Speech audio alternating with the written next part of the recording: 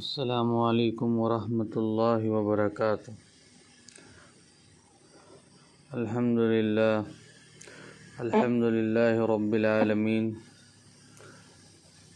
والصلاة والسلام علی سید المرسلین محمد وآلہ وصحابتہ اجمعین، اما بعد۔ قال اللہ تعالی فی القرآن المجید: اعوذ باللہ من الشیطان الرجیم، بسم اللہ الرحمن الرحیم۔ وعهدنا إلى إبراهيم وإسماعيل أن طهر بيتي للطائفين والعاكفين والركع السجود۔ قال النبي صلى الله تعالى عليه وسلم: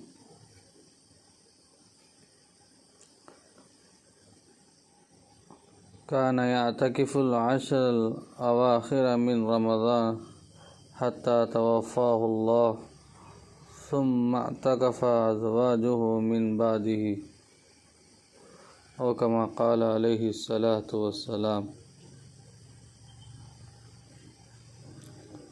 میرے عزیز دوستو، بزرگوں، بھائیوں،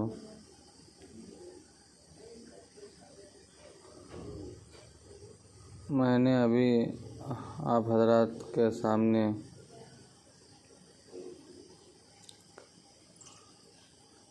قرآن مجید کی ایک آیت پڑھی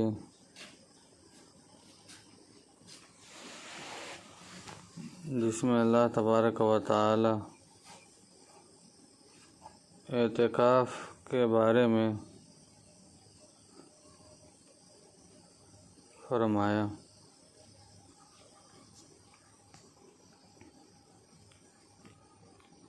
اور میں آپ حضرات کو یہ بھی بتانا چاہتا ہوں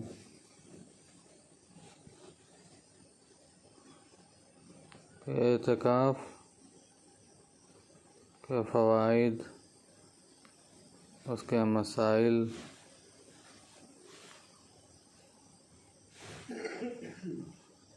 ان چیزوں کے بارے میں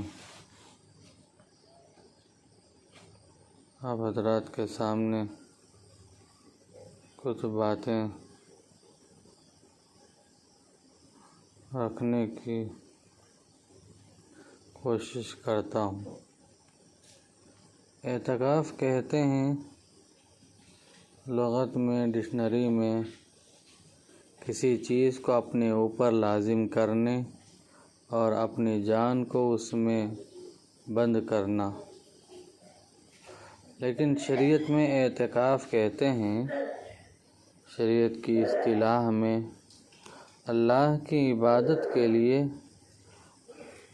مسجد اپنے اوپر لازم کرنا۔ لیکن یہ اعتکاف کی مشروعیت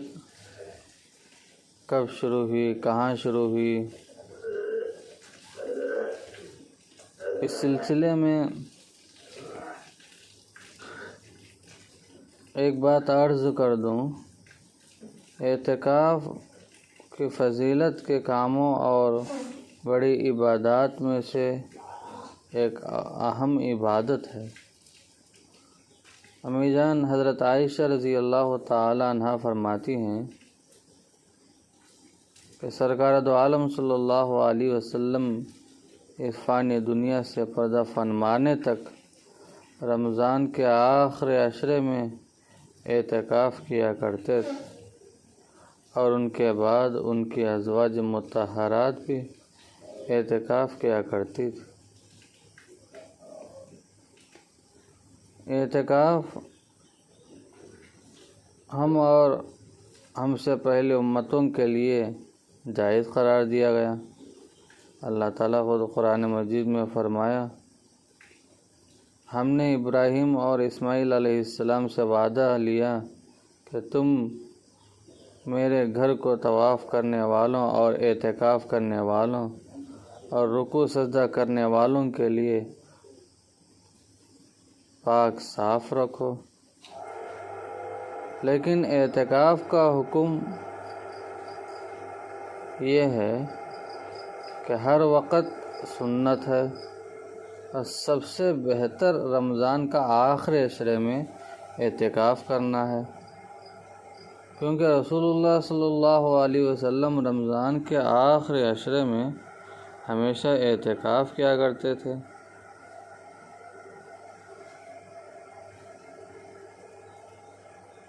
لیکن شرائط کے ساتھ، ضوابط کے ساتھ، اصول کے ساتھ اعتکاف کریں گے تو وہ عبادت بنے گا، اس پر اجر بھی ملے گا۔ اعتکاف کرنے والے پر یہ ضروری ہے کہ وہ ثواب اور اللہ کی عبادت کی نیت سے مسجد کو لازم پکڑنے کی نیت کر لے، کیونکہ آپ علیہ السلام فرماتے ہیں اعمال کا دار و مدار نیتوں پر ہوتا ہے، اور اسی طرح جس مسجد میں اعتکاف کیا جا رہا ہو اس میں باجماعت نماز ہوتی ہو، اس ایسی مسجد میں اعتکاف کرنا ہے، کیونکہ مسجد کے بغیر یا مسجد کے علاوہ اعتکاف مناسب نہیں ہے، ٹھیک نہیں ہے، کیونکہ اللہ تعالیٰ فرماتے ہیں عورتوں سے اس وقت مباشرت نہ کرو جبکہ تم مسجدوں میں اعتکاف میں ہو، اور رسول اللہ صلی اللہ علیہ وسلم بھی ہمیشہ مسجد میں اعتکاف کیا کرتے تھے، اور مسجد بھی ایسی ہو جس میں باجماعت نماز ہوتی ہو، اس لیے کہ اگر وہ ایسی مسجد میں اعتکاف کرتا ہے جس مسجد میں باجماعت نماز نہ ہوتی ہو تو اس سے جماعت کا ترک کرنا لازم آتا ہے، چھوڑنا لازم آتا ہے، اور باجماعت نماز پڑھنا واجب ہے۔ اور اگر وہ باجماعت نماز پڑھنے کے لیے کسی اور مسجد میں جاتا ہے تو اس سے مسجد سے بار بار نکلنا پڑتا ہے، جو کہ اعتکاف کے مقصد کے خلاف ہے۔ البتہ عورت کا اعتکاف ہر مسجد میں جائز ہے، چاہے اس میں باجماعت نماز ہوتی ہو یا نہ ہوتی ہو، اور یہ اس وقت ہے جب عورت کے اعتکاف کرنے سے کسی فتنے کا خطرہ نہ ہو، اور اگر کسی فتنے کا خطرہ ہو تو پھر اسے اعتکاف کرنا بہتر نہیں ہے، منع کیا گیا۔ اور بہتر یہ ہے کہ آدمی اس مسجد میں اعتکاف کے لیے بیٹھے جس مسجد میں جمعے کی نماز بھی ہوتی ہو، لیکن یہ اعتکاف کے لیے شرط نہیں ہے۔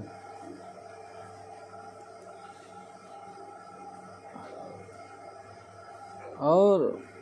بڑی ناپاکی سے بھی بچنا چاہیے، جو آدمی غسل میں ہو اس کا اعتکاف جائز نہیں ہے، یعنی ناپاکی کی حالت میں ہو، گندی حالت میں اعتکاف کرتا ہو، اس سے اعتکاف کرنا بہتر نہیں ہے۔ اور اسی طرح جو عورت حیض یا نفاس میں ہوتی ہے وہ بھی اعتکاف نہ کرے، کیونکہ ان کا مسجد میں ٹھہرنا ہی جائز نہیں۔ اور ایک بات بھی یاد رکھ لیجئے کہ اعتکاف کے لیے روزہ رہنا شرط نہیں ہے، روزہ اعتکاف کے لیے شرط نہیں ہے، کیونکہ حضرت عبداللہ بن عمر رضی اللہ تعالیٰ عنہ کی ایک روایت ہے کہ میرے والد عمر فاروق رضی اللہ عنہ نے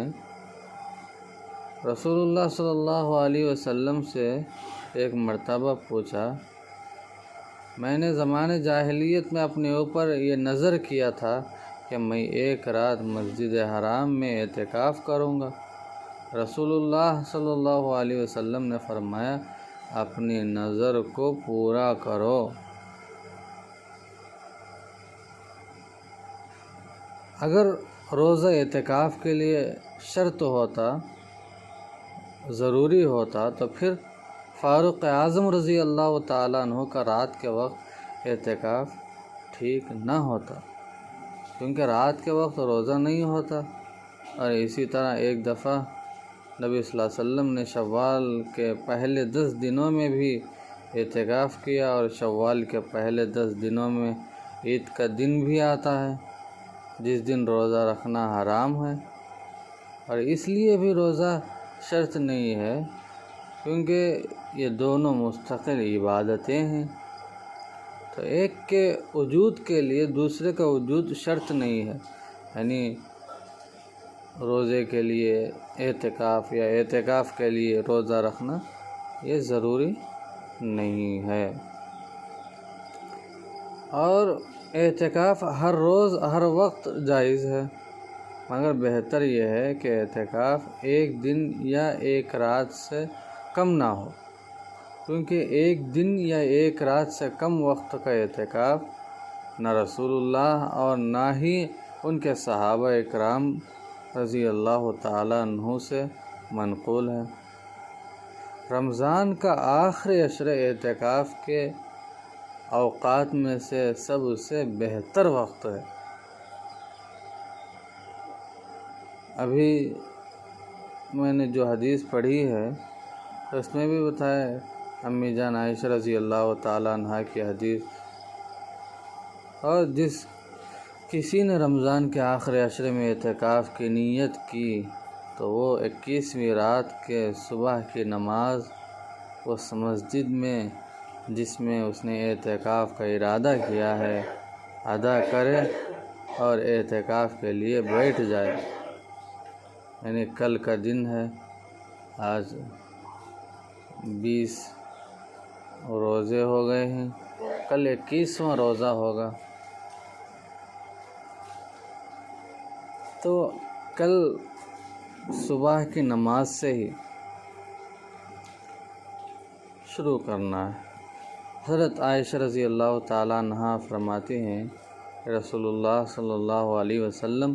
رمضان میں اعتکاف کیا کرتے تھے، اور جب صبح کی نماز پڑھ لیتے تو اس جگہ چلے جاتے تھے جہاں انہوں نے اعتکاف کی نیت کی ہوتی، اور رمضان کے آخری دن کا روزہ افطار کرتے ہی اعتکاف ختم ہو جاتا ہے۔ اور بہتر یہ ہے کہ وہ عید کی صبح کو مسجد سے نکلے، اور یہی بزرگوں سے ثابت ہے۔ اور اس کی حکمت بھی بہت عجیب ہے، اور وہ کیا حکمت ہے کہ اس کے ذریعے سے آدمی دنیا سے کٹ جاتا ہے، دنیا اور اہل دنیا کے ساتھ مشغولیت سے بچ جاتا ہے، اور اللہ کی عبادت کے لیے فارغ ہو جاتا ہے۔ اس لیے اعتکاف کرنے والوں کو چاہیے کہ وہ اپنے دل کو بھی اللہ کی عبادت کے لیے فارغ کرے، اور جو اعتکاف کرتے ہیں کیا کیا چیزیں ان کے لیے جائز ہوتے ہیں۔ ضرورت کی چیز کے لیے مسجد سے نکلنا جائز ہے، اہم ضرورت ہو، مثال کے طور پر جب کھانے اور پینے کی چیزیں لانے والا کوئی نہ ہو تو کھانے اور پینے کے لیے نکلنا جائز ہے، اور انسانی حاجت کے پورا کرنے کے لیے بھی مسجد سے نکلنا جائز ہے۔ حدیث میں آتا ہے جب رسول اللہ صلی اللہ علیہ وسلم اعتکاف میں بیٹھنے کا ارادہ کرتے تو اپنے سر مبارک کو میرے قریب کر لیتے تھے، اور میں اس میں کنگھی کر دیتی تھی، اور پھر وہ انسانی حاجت کے بغیر گھر میں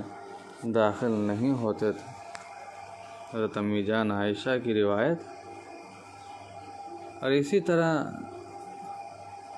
اعتکاف کرنے والے کے لیے بال سنوارنا، ان میں کنگھی کرنا جائز ہے، جس پر دلیل ابھی جو حدیث میں نے بولی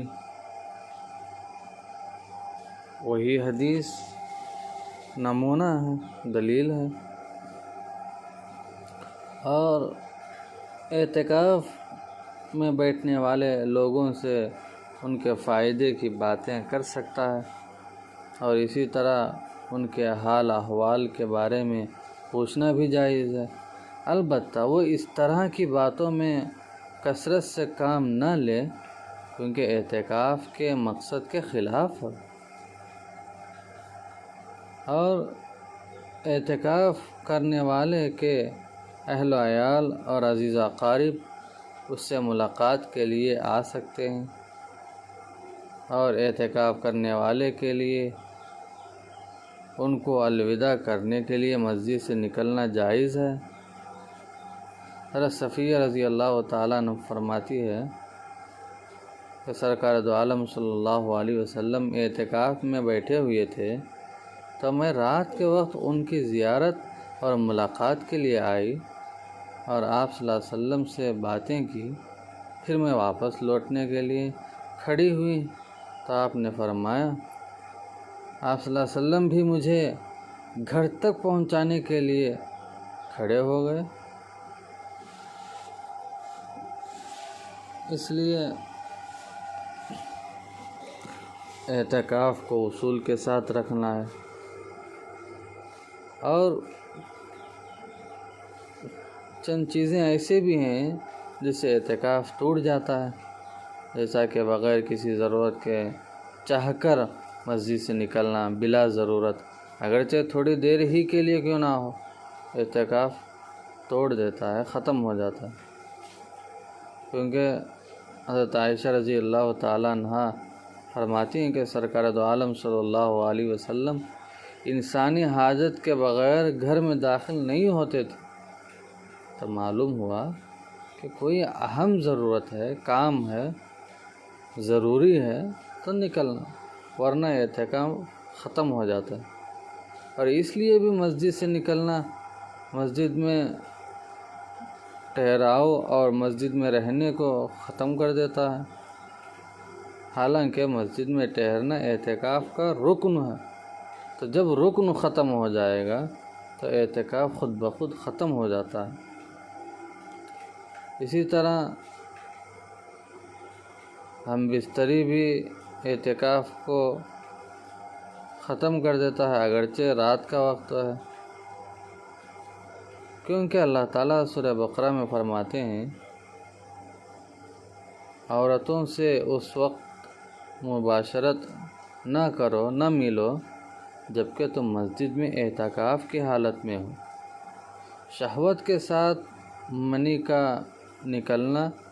مثال کے طور پر ہاتھ سے منی نکالنا اور بغیر فرج کے عورت کے ساتھ مباشرت کرنا بھی جماع یعنی ہم بستری کے حکم میں ہے۔ اور اگر مسلمان نے خاص دنوں میں اعتکاف کی نیت کیا تھا، پھر اس نے اعتکاف توڑ دیا یعنی درمیان میں ختم کر دیا، تو اس کے لیے اس اعتکاف کی قضا کرنا جائز ہے۔ امی جان عائشہ صدیقہ رضی اللہ تعالیٰ عنہا فرماتی ہیں کہ جب رسول اللہ صلی اللہ علیہ وسلم اعتکاف کا ارادہ فرماتے تو صبح کی نماز پڑھ کر مسجد میں اعتکاف کی جگہ میں داخل ہو جاتے، اور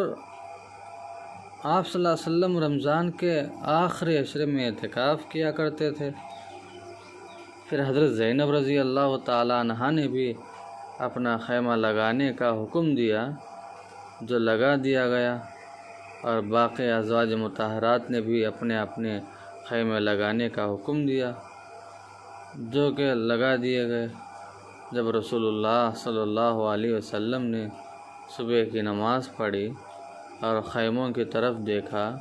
تو ہر طرف خیمے ہی خیمے تھے۔ بس آپ صلی اللہ علیہ وسلم نے پوچھا کہ تم نیکی چاہتے ہو؟ یعنی انہوں نے رسول اللہ سے ڈر کی وجہ سے خیمے لگوائے، حالانکہ اعتکاف کرنے میں مخلص نہیں تھی، تو اپنا خیمہ گرانے کا حکم دیا، جو کہ گرا دیا گیا، اور رمضان المبارک میں اعتکاف چھوڑ کر شوال کے پہلے 10 دنوں میں اعتکاف فرمایا، یعنی رمضان والے اعتکاف کی قضا کی،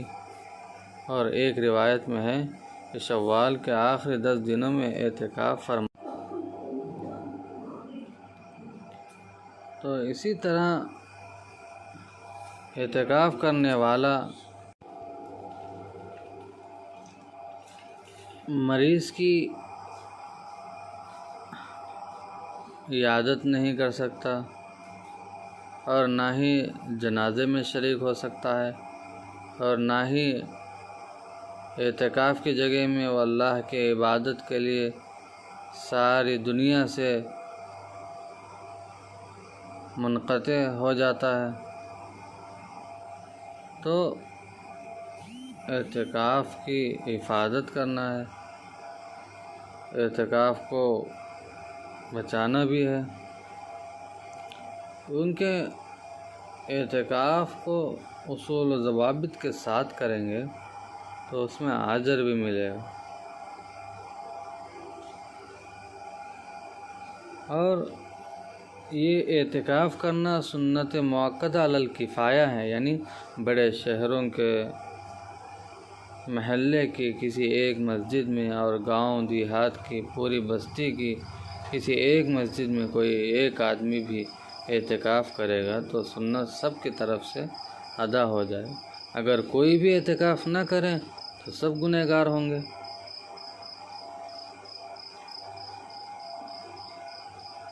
اور اعتکاف کب سے رکھنا ہے؟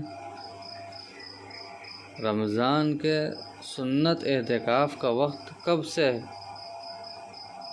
تو 20واں روزہ پورا ہونے کے دن غروب آفتاب سے شروع ہوتا ہے اور عید کا چاند نظر آنے تک رہتا ہے۔ تو اعتکاف کرنے والوں کو چاہیے کہ وہ 20ویں دن غروب آفتاب سے پہلے اعتکاف کرنے کی جگہ یعنی مسجد میں پہنچ جائے۔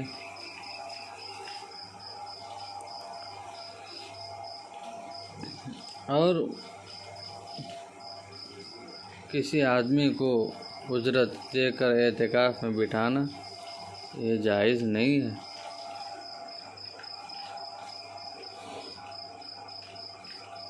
اور مسنون اعتکاف کی نیت 20 تاریخ کے غروب شمس سے پہلے کر لینا چاہیے۔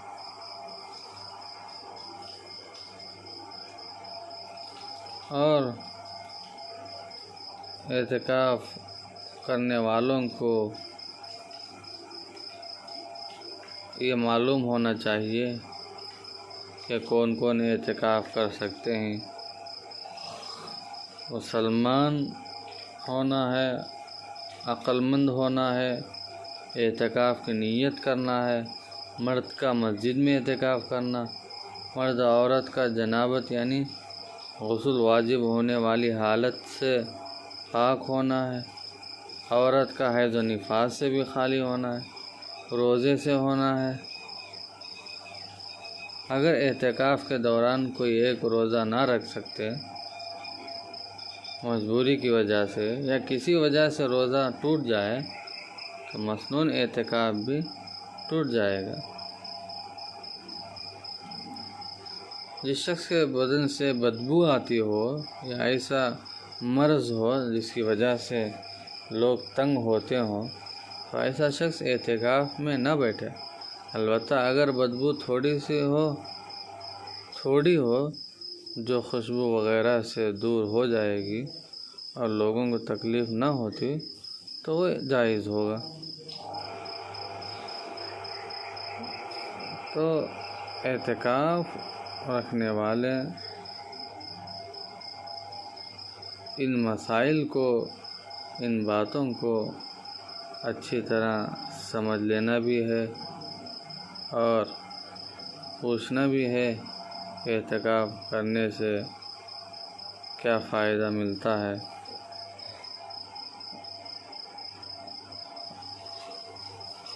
اور